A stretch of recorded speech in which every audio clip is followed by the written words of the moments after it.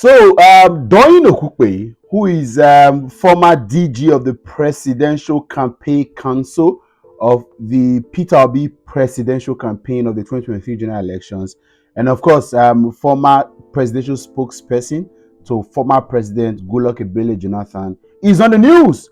Of course, you would have known in recent times, a couple of months ago, he actually began to play the Reno Mokri, Daniel Bwala's script, and he started to defend the policies and programs of President Bola Ahmed Tinubu. Aisha says he's not our president, and some of us agree, right? So that's not the focus of this conversation. However, in recent time, he has also taken swipe at the Obedient movement, a movement that he once led to support Peter Obi's campaign. And then, while it is not a big deal for him to support President Bola Ahmed Tinubu, some of us have been quite surprised, because you can actually support Tinubu and not slam a group that you once believed, you thought that had the fuel to change the course of the country. Now, he's in news today because he has blasted, some news say slam, some other people say corrected, other people say advised. A few persons that were very blunt says he has heated, so to speak, Peter Obi for the Emilokan description.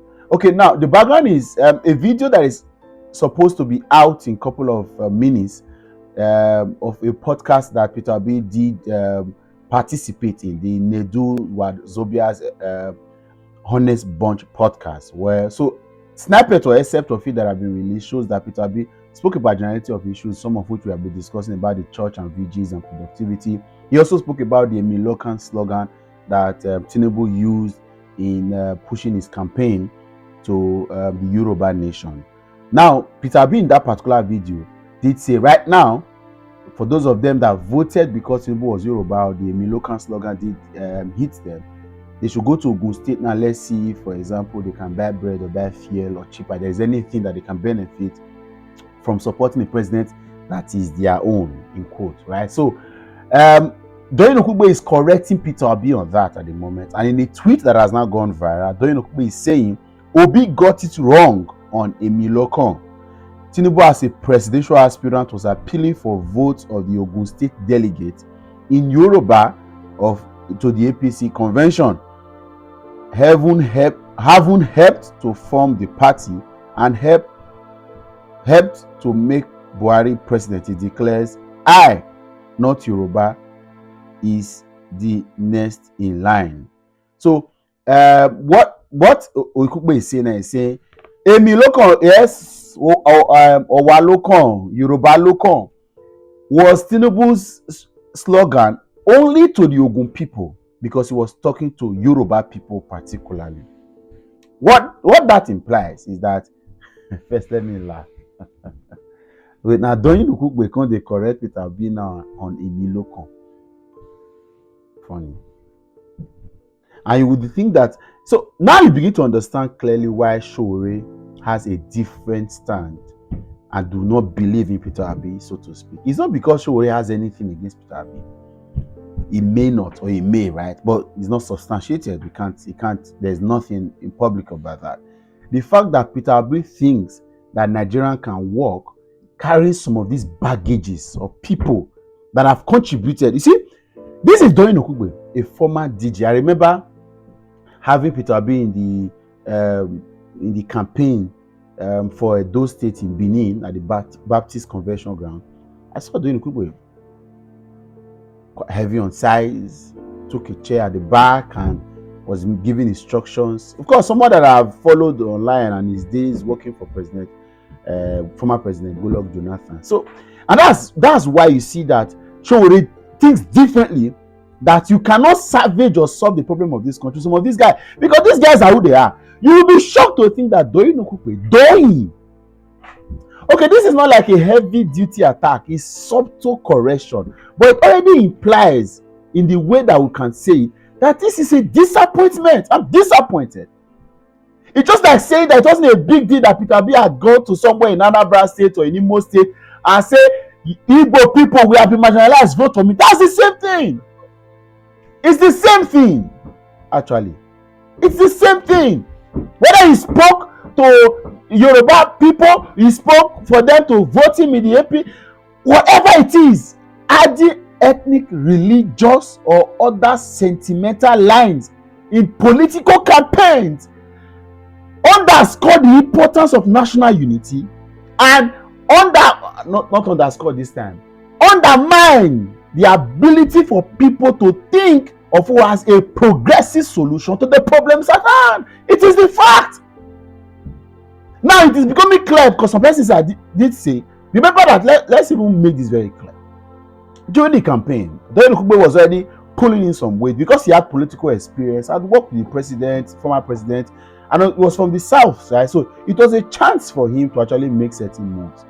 The next thing we saw that EFCC released some form of financial misappropriation that he had to answer to.